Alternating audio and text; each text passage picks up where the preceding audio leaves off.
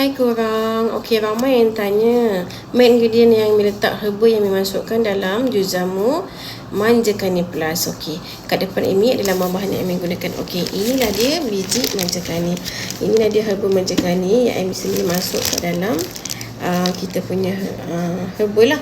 Selain itu juga saya masukkan mas cotik. Ini adalah mas cotik yang masukkan dalam kita punya herba. Okey, ini letak juga naspatu. Ini naspatu dimasukkan di dalam kita punya herba. And then ini letak akar kasut Fatimah. Ini dia. So memang masukkan bahan-bahan ni. So di mana bahan-bahan ni sangat-sangat sesuai untuk dalam wanita.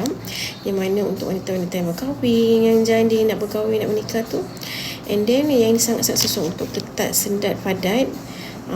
Untuk macam sebelum ni Meda mention untuk apa kan, so jangan risau, tak payah susah. Kalau you rasa macam nak buat sini susah, and then you je dapatkan saja kita punya jus jamu manjakani plus.